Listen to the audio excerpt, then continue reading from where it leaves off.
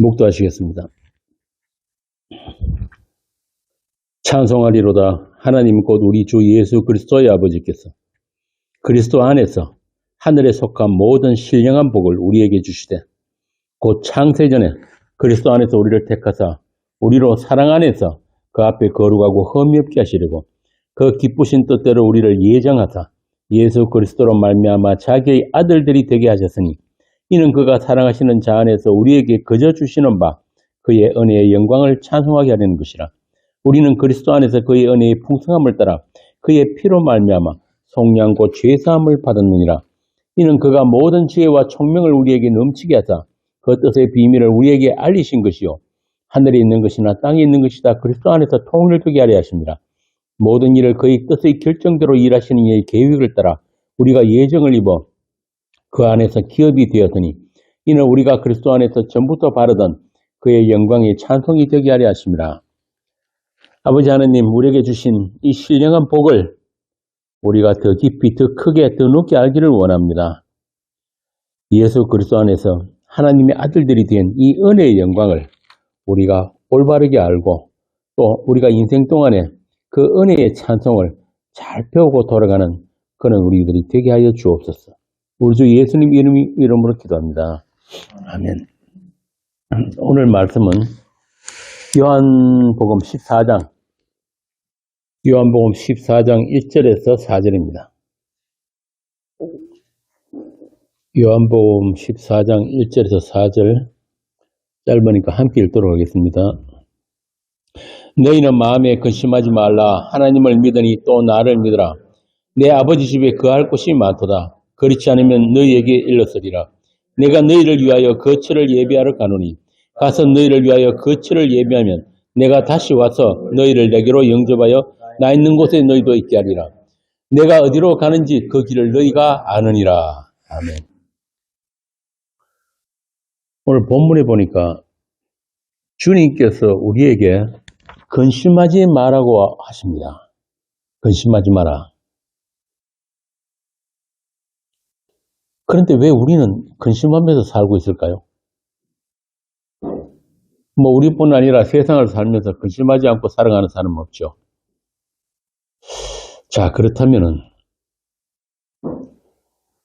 근심을 하게 되는 이유가 무엇일까요? 어떻게 하면 근심을 하지 않을 수 있을까? 오늘은 이 문제를 함께 살펴보겠습니다. 먼저 우리가 근심을 하는 것들의 내용이 무엇입니까? 어떤 것들을 근심하고 있어요? 먹고 마시는 것, 입는 것, 거주할 공간, 이걸 의식주라고 하죠. 의식주. 그리고 건강, 또 불확실한 미래. 가장 근원적인 것은 죽음에 대한 불안. 그래서 하나님을 떠난 인간에게는 누구도 피할 수 없는 게 근심, 걱정이에요. 그리고 두려움. 성경을 그 원인을 한마디로 정의를 합니다. 한 단어예요. 뭡니까? 죄. 죄로 말미암은 근심, 걱정, 두려움. 본래 인간은 어떤 근심도 없는 상태로 창조가 되었죠. 하나님이 보시기 좋은 상태로 지음을 받았단 말이에요. 그게 하나님 안에 있는 아담이에요. 하나님과 하나인 아담. 그 아담이 하나님을 떠난 후로 아담은 스스로 자신을 지켜야 되고 또 결핍과 경쟁의 세상을 살아내게 된 거예요. 내가 내 인생의 주인이 되어서 살아가는 모든 인간에게 주어진 근심, 걱정. 이걸 다른 말로 하나님의 저주라고 합니다. 아담이 하나님을 떠난 후에 범죄하고 하나님으로부터 분리된 후에 하나님께서 아담을 저주하십니다. 창세기 3장 봅시다. 창세기 3장 17절에서 19절. 아담에게 이르시되 내가 내 아내의 말을 듣고 내가 내게 먹지 말라 한 나무의 열매를 먹었은즉 땅은 너로 말미암아 저주를 받고 너는 내 평생에 수고하여 그 소탄을 먹으리라. 땅이 내게 가시 돋는 물과 엉겅퀴가 내 것이라. 내가 먹을 것은 밭의 채소이즉 내가 흙으로 돌아갈 때까지 얼굴에 땀을 흘려야 먹을 것을 먹으리니 내가 그것에서 취함을 입었습니다. 너는 흙이니 흙으로 돌아갈 것이니라 하시니라. 선악과는 아담이 따먹었는데 저주는 땅이 받습니다. 이 땅이란 말은 세상이라는 뜻이고. 왜 그럴까요? 저주의 내용이 뭡니까? 가시덤불과 엉겅퀴. 이 말은 온 세상이 하나님의 저주를 드러내는 용도로 있어야 한다는 뜻이에요. 다시 말하자면 이 세상은 인간들의 행복을 위해서 있는 세상이 아니다 이 말입니다. 인간들이 아무리 연구하고 노력해서 물질, 문명, 문화를 발전을 시켜도 세상은 하나님의 저주 아래 있다 이 말입니다. 세상 끝날까지 안 변해요. 그렇게 세상 만물은 하나님 되심을 나타내기 위해서 있어야 되는 세상이에요. 인간의 행복을 위해서 있는 세상이 아니란 말입니다. 하나님의 뜻대로만, 하나님의 말씀대로만 존재하는 세상이에요. 그렇게 하나님의 말씀에서 한 발짝도 벗어날 수가 없다. 인간 역시 마찬가지예요. 인간에게 하신 하나님의 저주가 뭡니까? 너는 흙이니 흙으로 돌아가라. 본래 너희들은 없음이었다 이 말입니다. 그 없음이 어떻게 존재가 되었습니까? 어떻게? 하나님께서 자기의 생명력을 부어주심으로 해서 살아있는 존재가 되는 거예요. 그때 아담이었단 말입니다. 그 아담이라는 이름 안에 벌써 복음이 들어있는 거예요. 담이라는 게 피란 뜻이거든요. 그러니까 죽은 흙에 하나님이 피가 부어짐으로 해서 산 존재가 된다. 이게 아담이에요. 그런데 범죄하고 나니까 하나님께서 아담을 저주하시는데 뭐라고 하시냐면은 너는 흙이니 흙으로 돌아가라. 죽음이에요. 하나님의 형성이 깨져버리면은 너는 nothing. 아무것도 아니란 거예요. 자, 그런데 그뿐만이 아니고 하나님은 땅을 저주하시면서 가시와 엉겅퀴가 나는 땅. 다시 말하면 아담을 다시 흙으로 돌려보내기 위한 땅이다 이 말입니다. 평생 수고하고 땀 흘리고 결국은 죽음으로 끝나는 그런 세상. 그러니까 하나님의 말씀, 하나님의 이 저주가 이루어지기 위한 세상이지 아담의 행복을 위해서 창조된 세상이 아니다. 아담이 인간이 행복하게 살기 위한 세상이라면은 에덴에 처음부터 선악과가 없어야 되는 거예요. 맞잖아요. 뱀도 나타나면 안 되는 거예요. 그래서 하나님이 저주가 있고 난 후에 아담이 자기 아내의 이름을 뭐라고 부릅니까? 하와라고 부른다. 하와라고. 이 말은 아담이 하나님의 뜻, 하나님의 약속이 무엇인지를 알게 된 거예요. 하나님께서 아담을 쫓아내시면서 뭘 주셨어요? 아담에게.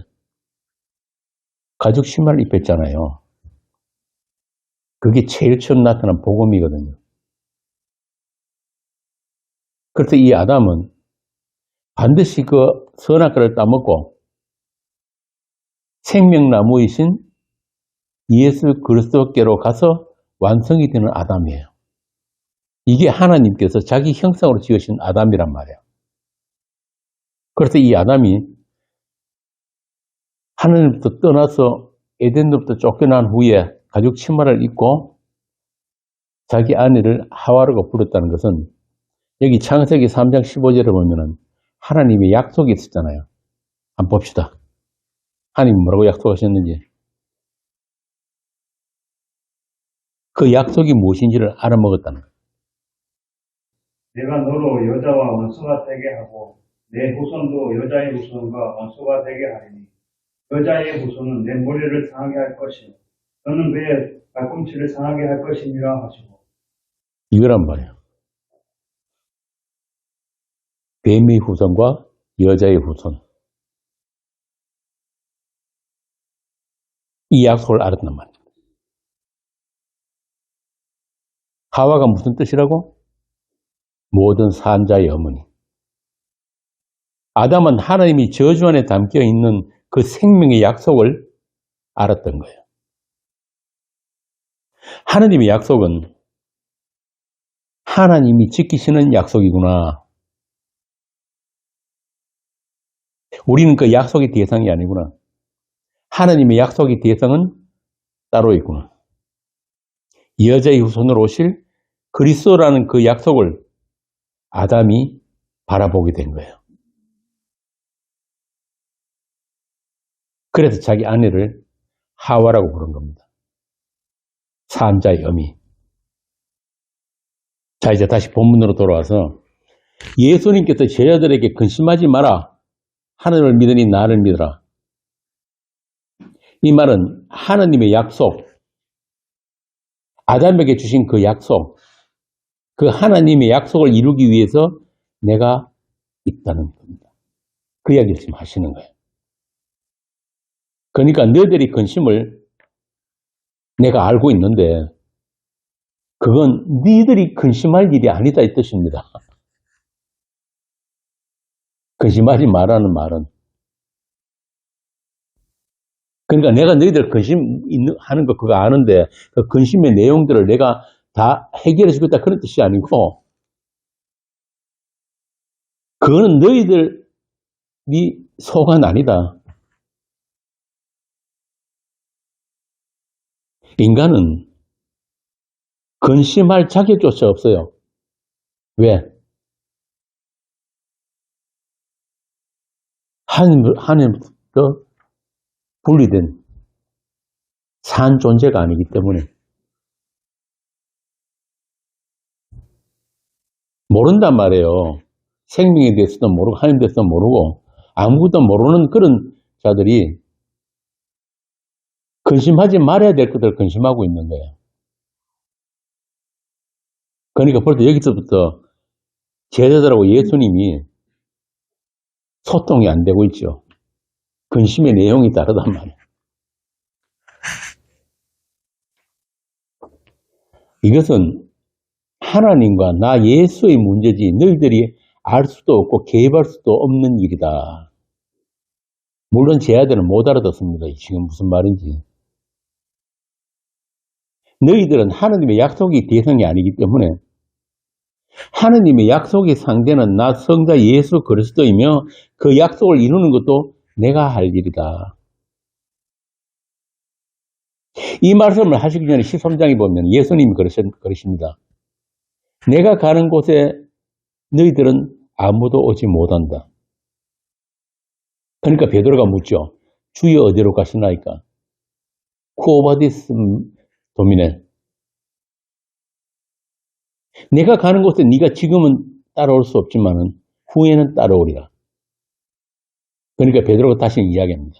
내가 지금은 어찌하여 따라갈 수 없습니까? 주를 위하여 목숨이라도 버리겠습니다. 계속해서 지금 예수님과 제자들 사이에는 이 언어가 소통이 안 돼요. 사맞지 않는단 말이에요. 나란 말씀이 둥기게 달라 문자와로 서로 사맞지 아니할세. 훈민정면 나오죠. 문자로 소통 안 되는 정도가 아니라 지금 베드로와 주님 사이에는 그 대화가 청이다라는 거예요. 청이. 베드로의 청과 예수님의 청은 청이 달라요. 다른 말로 하면 현실이 다르단 말이에요. 너희들이 근심하는 그거 해결해 주는 것이 아니라 근심의 근본 원인인 죄의 문제를 내가 해결하겠다 이 말입니다. 지금 너희들 자신이 원하는 것들을 위해서 나를 이용하려는 그런 유기 수준에 갇혀 있는데 내가 원하는 것은 하나님의 약속대로 너희들을 하나님의 사람으로 만들겠다. 이게 지금 예수님이 하시는 말씀이에요. 베드로나 다른 제자들이 예수님을 어떻게 이용했습니까? 지금까지.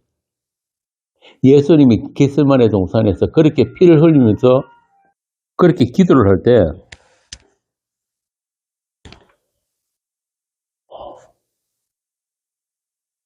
제자들이 뭘 했습니까? 서로 누가 크냐? 이거 다투고 있었잖아요. 나중에 예수님이 임금이 되시면은 오른쪽에 누가 앉고 왼쪽에 누가 앉습니까? 이거 다투고 있었단 말이야. 현실이 달라요.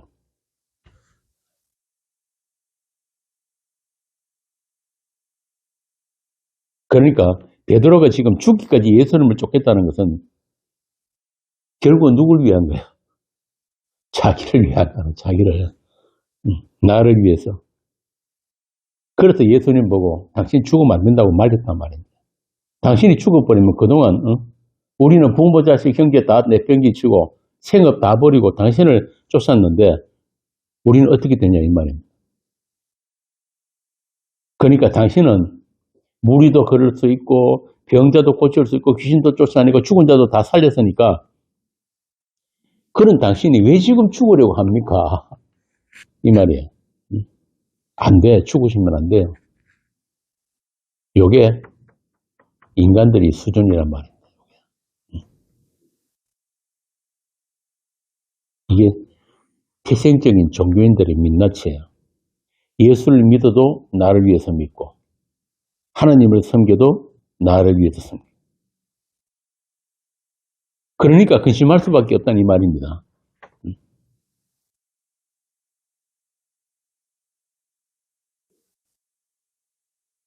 앞에 제가 말씀드린 대로 하나님과 예수님 사이의 일에는 어느 누구도 끼어들 수가 없어요.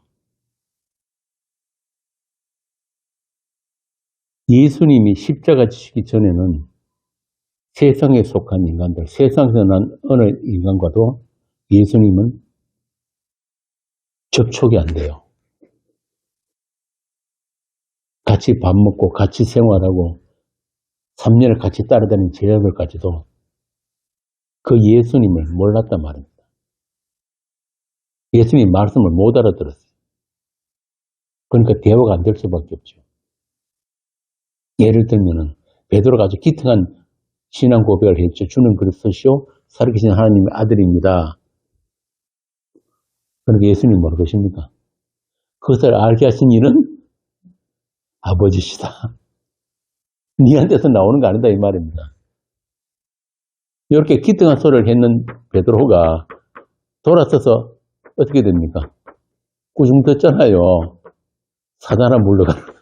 예수님 그 죽으러 가시면 안 됩니다. 그러다가 바로 혼이 나잖아요. 이게 예수님과 베드로 사이에 있는 경계선이에요. 눈이 보이지 않는 벽이란 말입니다. 베드로는 아직까지 그 단절을 모르는 거예요. 쉽게 이야기하면 베드로는 지금 예수님과 함께 있음으로 해서 자기 유익을 챙기고 자기 존재를 실현하고 싶은 거예요. 그 예수님을 통해서. 그래서 어디든지 예수님을 따라가겠다고 하는데 예수님의 말씀은 네가 나를 따라오는 것이 아니고 내가 너를 찾아가는 것이 구원이다 이 말씀을 합니다. 네가 나를 위해서 목숨 버리고 죽는 게 아니고 내가 너를 위해서 죽어야지 그게 구원이다. 이야기를 하신단 말이에요. 그런데 아직 못 알아듣죠. 베드로는. 이렇게 하늘에서 오신 분과 땅에서 난 자들은 같은 공간, 같은 시간에 안에 있어도 다른 현실을 살고 있어요.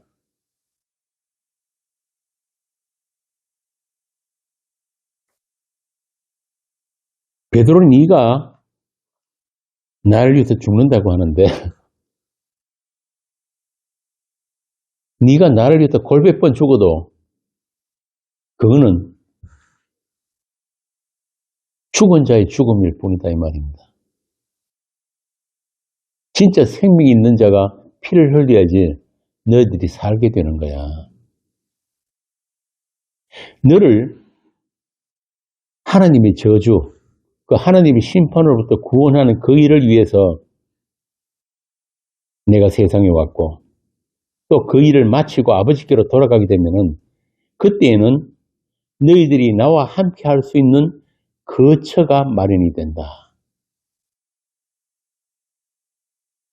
그렇게 너희를 위하여 거처를 예비하면은 다시 내가 와서 너희들과 영원히 함께 할 것이다. 그러나 지금은 아니다. 아직 내가 언약의 피를 흘리지 않았기 때문에.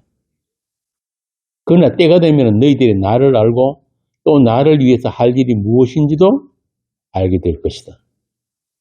마태복음 28장 한번 봅시다. 마태복음 28장 18절부터 20절. 예수께서 나와 말씀하여 이르시되 하늘과 땅의 모든 권세를 내게 주셨으니 그러므로 너희는 가서 모든 민족을 제자로 삼아 아버지와 아들과 성령의 이름으로 세례를 베풀고 내가 너희에게 공부한 모든 것을 가르쳐 지키게 하라. 어찌하다 내가 세상 끝날까지 너희와 항상 함께 있으리라 하시니. 세상 끝날까지 항상 너희와 함께 있으리라. 이게 바로 예수님이 예비하신 거처예요.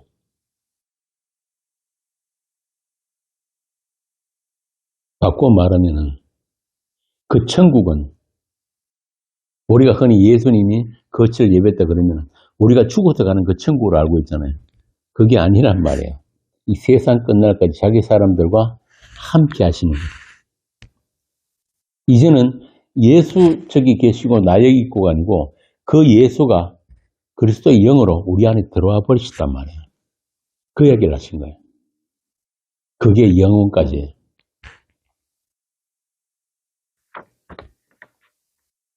이것보다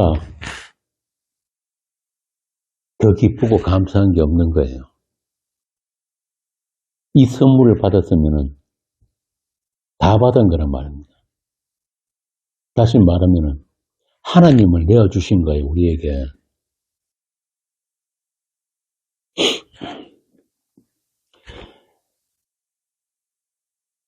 하나님의 약속, 창세전부터 있었던 또 아담에게 하신 그 약속을 홀로 다 이루신 그 주님이 이제 저와 여러분과 영혼을 함께 하신다는 말입니다.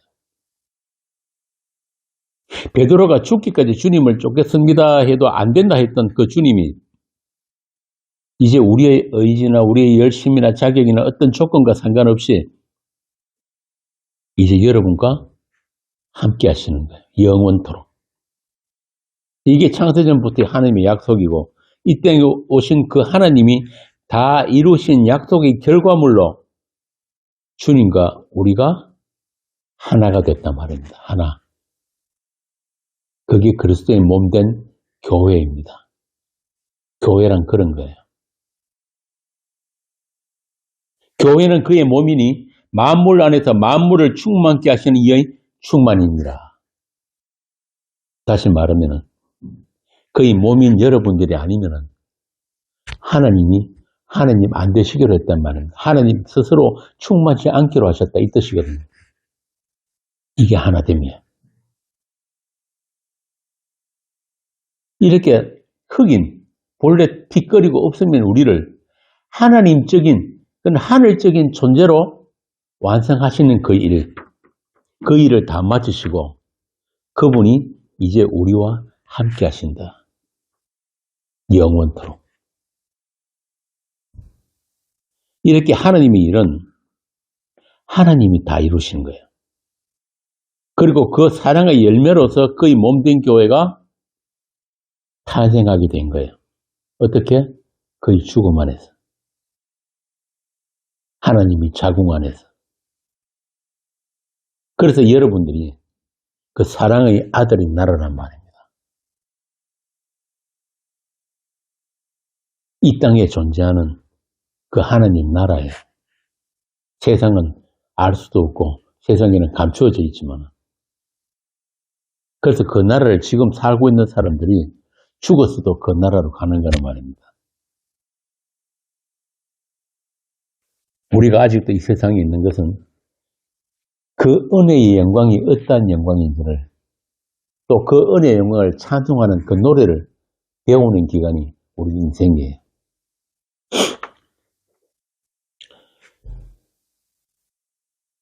예수님의 수제자 베드로, 내가 반석 위에 내 교회를 세우리라 했던 그 베드로도 몰랐던 그 아들이 이 나라. 이제 아들의 영이 임한 여러분에게는 그 나라를 열어 보여주신 거예요. 어떻게? 어떻게 열어 보여주셨어요? 이 말씀으로, 말씀 안에서. 이 말씀의 사랑을 받았기 때문에 데살로니가 후서에 나오죠. 진리의 사랑, 말씀의 사랑을 받은 자들은 반드시 이 말씀을 사랑하게 돼 있어요. 말씀을 사모하게 돼 있고.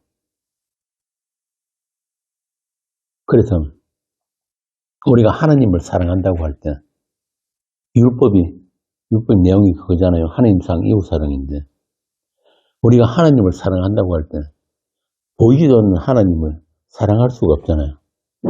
그럼 뭘 사랑한다는 거예요? 말씀 사랑이란 말이에요. 말씀 사랑. 우리 유튜브 제목이 말씀 사랑이잖아요.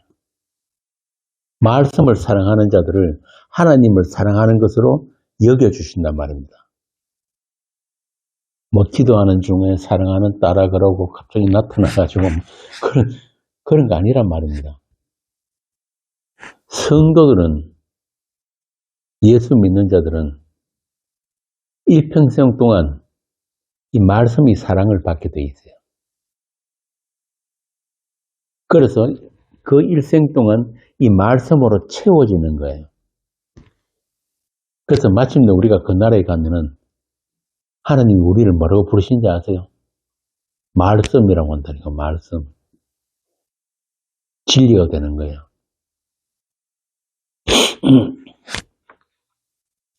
그래서 하나님 나라는 우리에게는 감추어진 나라가 아니에요. 그 천국문은 닫혀 있는 문이 아니란 말입니다. 열린 천국문이에요. 어떻게? 십자가로.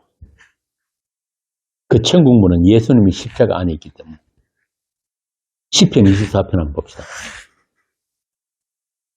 시편 24편 7절에서 10절. 시편 24편 7절에서 10절. 아담에게 약속하신 그 여자의 후손으로 오신 그분이 뱀의 후손과 그 전쟁을 통해서 마침내 대적의 문을 여신 거예요. 문들아 너희 머리를 들지어다. 영원한 문들아 들릴지어다. 영광의 왕이 들어가시리로다. 영광의 왕이 누구시냐? 강하고 능한 여호와시요 전쟁에 능한 여호와시로다. 문들아 너희 머리를 들지어다. 영원한 문들아 들릴지어다. 영광의 왕이 들어가시리로다. 영광의 왕이 누구시냐? 만군의 여호와께서 곧 영광의 왕이시로다. 찬송가에도 나오죠. 눈물 골짜기 더듬으면서 나의 갈 길을 다 간 후에 주의 품 안에 내가 안겨 영원토록 살리로다. 열린 천국문 내가 들어가 세상 짐을 내려놓고 빛난 멸류관 바다 쓰고서 주와 함께 길이 살리. 내가 가는 곳에 네가 지금 베드로 네가 지금은 따라올 수 없지만은 후에는 따라오리라 하시고 6절에 보면은 내가 곧 길이요 진리요 생명이니 나로 말미암지 않고는 아버지께로 올 자가 없느니라. 그러니까 본래 그 하느님 나라, 하느님 계신 곳은 철저하게 감추어져 있고 철저하게 막아놓으셨단 말이야. 아무도 갈 수 없는 길이에요. 천사 화임금으로 막아버리셨다.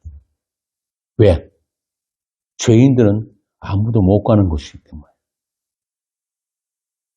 그런데 예수님께서 길과 진리와 생명으로 자기 사람들을 찾아오신 거예요. 그렇게 자기 사람들을 다 찾아가지고 아버지께로 돌아가신 그 일을, 그 다 마치신 그 일을, 그 승리를 그리스도 영으로 오신 성령께서 우리에게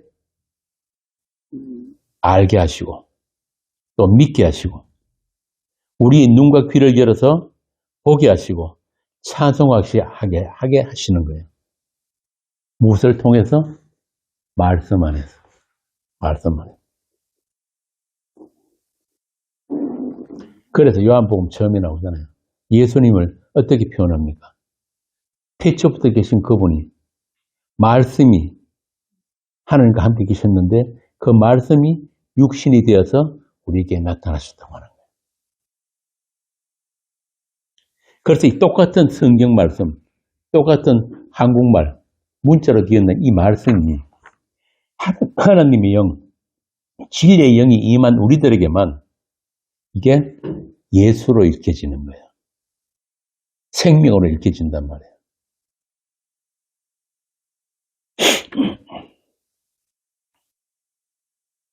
이와 같이 하나님의 피로 사신 교회에게만 보여주시고 누리게 하시는 그 하나님 나라. 지금 예수님이 십자가로 죄를 가시 직전입니다. 직전에 제 아들에게 지금 그 말씀을 하시는 거예요. 내가 그 나라, 너희들과 영원히 함께할 그 처소를 지금 예배하러 간다.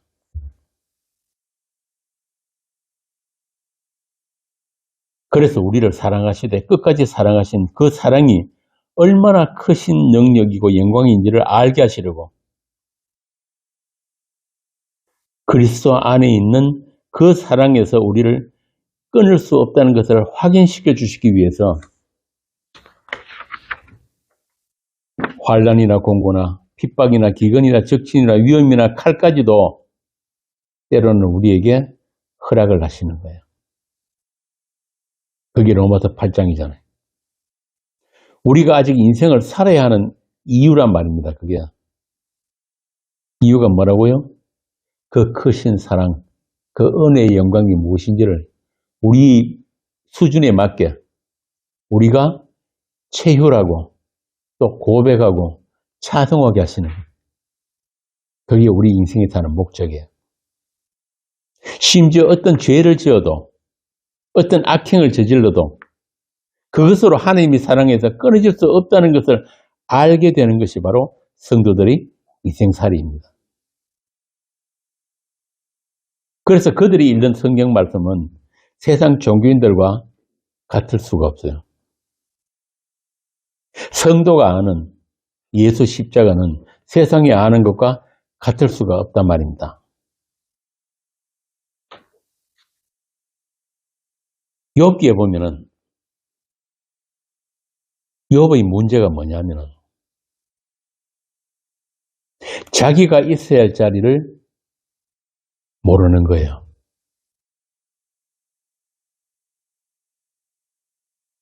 쉽게 말하면은 나 있음에서부터 하나님을 섬기겠다고 한 거예요. 그러니까 잔치 후에도 꼭 아들들이 죄를 지었을까봐 해서 제사를 드리고 그랬거든요. 그래서 천상회의에서도 그랬잖아요. 하나님께서 욥같이 이렇게 경건하고 어려운 죄를 보지 못했다. 그런데 왜 욥에게 그런 고난과 환난이 닥치냐고요. 왜 그렇습니까? 하나님이 욥에게 무엇을 보여주시려고? 욥의 문제는 나 있음에서부터 하나님을 해석하려고 한 거예요. 그러니까 자기 고난의 이유를 알 수가 없는 거예요. 그러나 모든 피조물은 하나님의 해석에 의해서만 존재가 가능합니다. 이게 욥기의 주제란 말입니다. 어제입니까? 제가 우리 카페에 한 줄수의 글을 올렸는데 이게 욥의 문제만이 아니에요.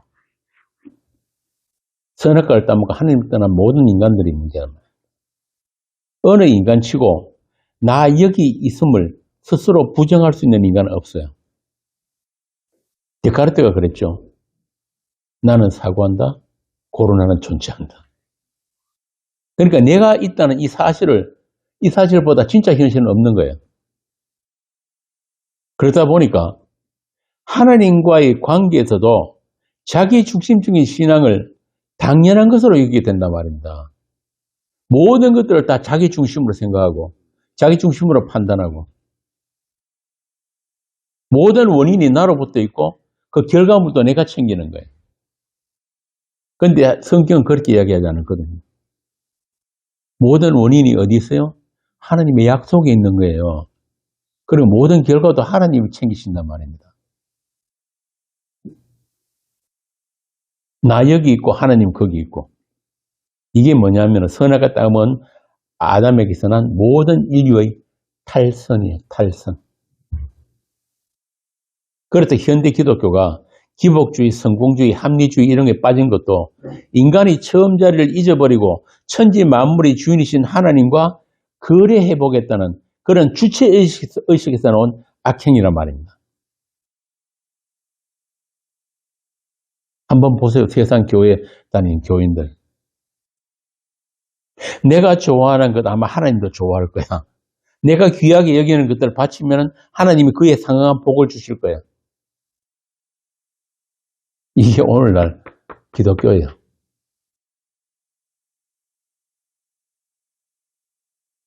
정말 하나님을 사랑해서 그렇게 갖다 바칩니까?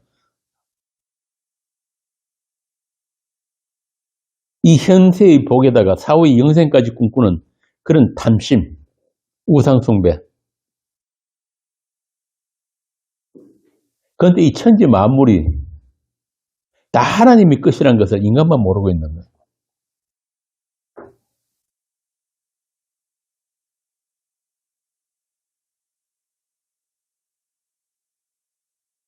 욥기 마지막에 보면 이런 말씀이 나옵니다. 누가 먼저 내게 주어서 나라 하여금 갚게 하겠느냐? 온 천하에 있는 것이 다 내 것이니라.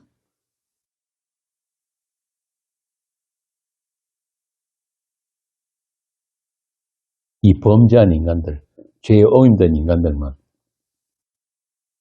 자기 것이라는 걸 만들어버려요. 그래서 욥에게 뭐라고 하십니까? 하나님. 욥아, 황무지에 비가 내리는 이유를 네가 아느냐? 황무지에 비가 왜 옵니까? 아무 쓸데없이. 내가 우주에 온 하늘에 별을 걸어 놓았을 때 그때 네가 있었느냐?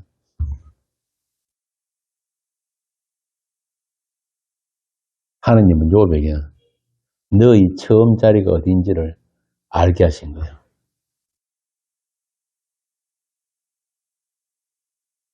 이렇게 범죄한 인간들이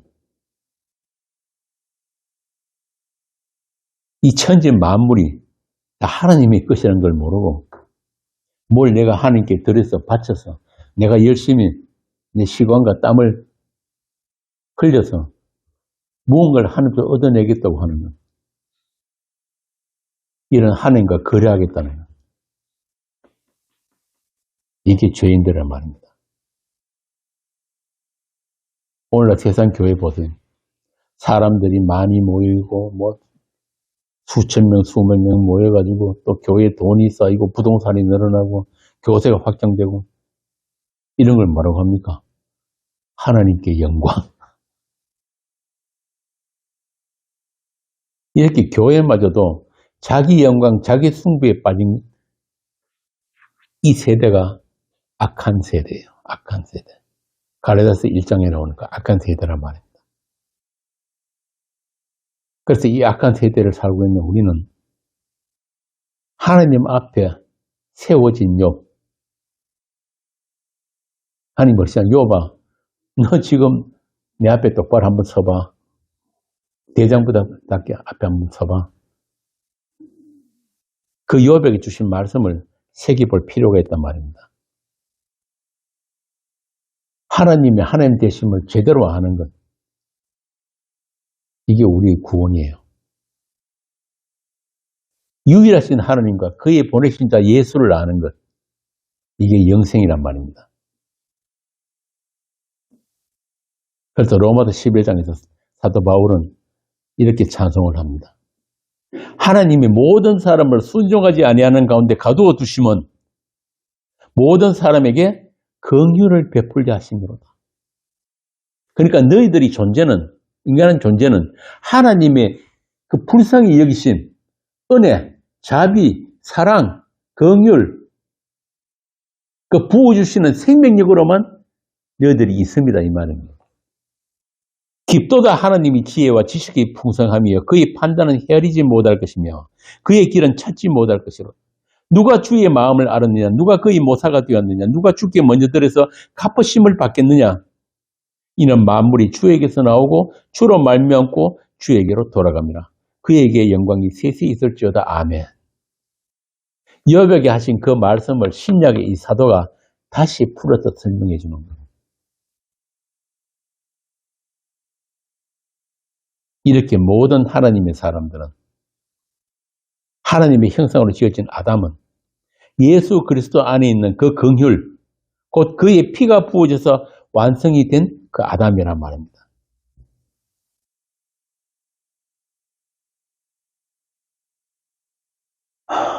그래서 좀 전에 예수님과 베드로 사이에 그 대화에 어떤 접촉점도 없었던 것과 마찬가지로 그리스도의 영이 있는 우리 성도들은 세상과 어떤 접촉점을 찾을 수가 없어요. 소통이 안 되는 게 정상이란 말이에요. 그러니까 세상으로부터 사랑받고 세상으로부터 존경받고 인정받으는 생각 하지 마세요. 재밌는 이야기가 있어요. 세상에 없는 세 가지 뭔지 아세요? 세상에는 비밀이 없고 세상에는 정답이 없고 세상에는 공짜가 없다고 하잖아요. 그런데 이 세 가지가 다 있는 사람들이 성도란 말입니다. 세상이 알지 못하는 만대로부터의 비밀은 예수 그리스도. 그분이 정답이라는 것을 우리가 알고 있잖아요. 세상이 모르는 정답, 우리는 아는 거예요. 그리고 그분으로 말미암아 하늘의 것들을 넘치게 받았습니다. 공짜로. 그게 뭡니까? 영생. 그거 받았으면 다 받은 거예요. 우리가 그 영생 얻는데 우리가 보탠 거 있습니까? 사실 진짜 귀한 것들은 전부 다 공짜예요. 우리가 잠시도 숨 마시면 못 살잖아요. 이 공기 공짜, 이 햇빛 공짜. 다 공짜란 말이에요.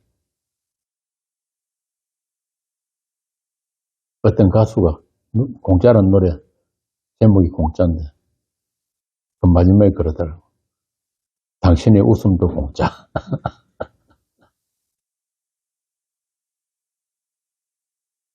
이렇게 예수 믿는다면은 우리 그릇을 좀 키울 필요가 있어요.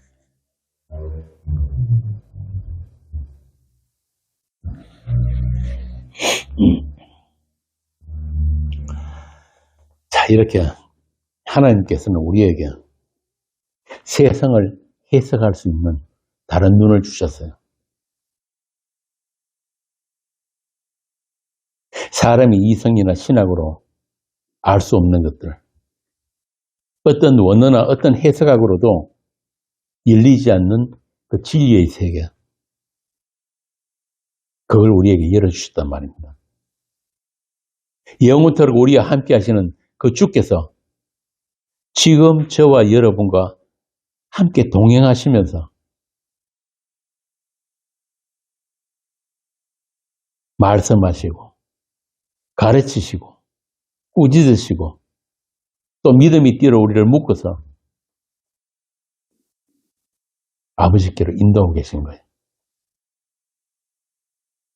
세상이 규정한 그런 선악으로부터도 자유하고 그래서 나도 나를 판단하지 않으면서 정죄하지 않으면서 믿음이 주요 온전케 하시는 예수를 바라보게 하는 그 믿음. 우리가 그 믿음 안에 있는 거예요. 그분만으로 부정함이 없는 그 인생들입니다. 그분으로 자유하고 그분 안에서 평안을 누리는 세상이 알지 못하는 그 평화. 그분이 체온과 체취를 그 손길을 그 음성을 언제 어디서나 느낄 수 있는 그런 여러분들이 되기를 빕니다. 마태복음 봅시다. 마태복음 6장 31절에서 34절입니다.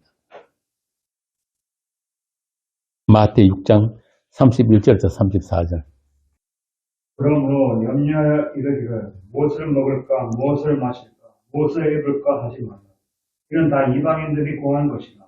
너희 하늘 아버지께서 이 모든 것이 너희에게 있어야 할 줄을 아시느니라. 그런즉 너희는 먼저 그의 나라와 그의 의를 구하라. 그리하면 이 모든 것을 너희에게 더하시리라. 그러므로 내일 일을 위하여 염려하지 말라. 내일 일은 내일이 염려할 것이요 한날의 괴로움은 그날로 족하니라. 분명하죠. 그런데도 우리 몸은 자연스럽게 근심과 염려가 그냥 매일 나오고 있는 거예요. 그걸 육이라고 합니다. 그러나 우리 안에 이미 이루어진 그 하나님의 의와 하나님의 나라를 우리는 알잖아요. 그래서 우리는 기뻐할 수 있고 감사할 수 있고 찬송할 수 있는 것입니다.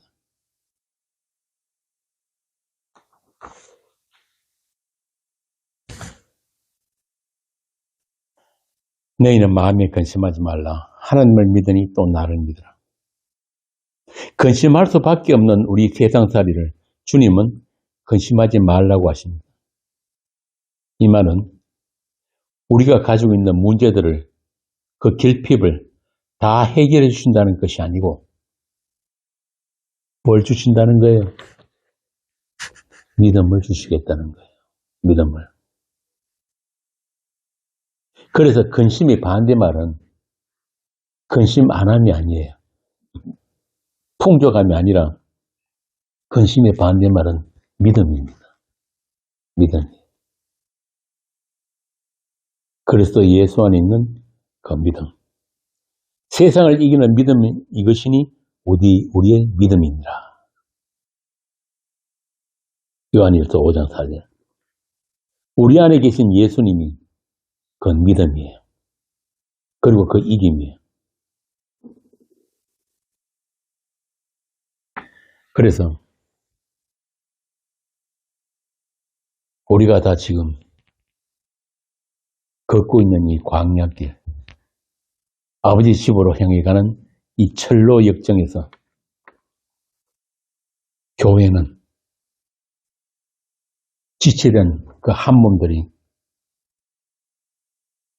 어렵고 힘들고 약함과 주저앉는 것들, 쩔뚝이는 이 모든 것들을 서로 돌아보고 함께 이렇게 세우고 서로를 돌볼 수 있는 그런 그리스도의 마음이 우리에게 있어야 한단 말입니다. 어떻게? 머리이신 그리스도로부터 우리에게 공급해 주시는 그 사랑이 있기 때문에 그 생명력으로. 그래서 교회는 같은 통점을 가진 유기적인 한 몸이라고 하는 거예요. 한 몸이라는 게 그냥 괜히 한 몸이 아니란 말입니다. 여러분, 손가락에 조그만 이 상처만 있어도 괴롭잖아요. 그러면 그게 한 몸이에요. 발에 가시만 하나 찔려도 온몸이 다 괴로운 거예요. 그래서 말씀을 사랑하고 하느님을 사랑하는 자는 요한 1서에 나오잖아요. 반드시 형제를 사랑하게 되어 있다. 한 몸이기 때문에.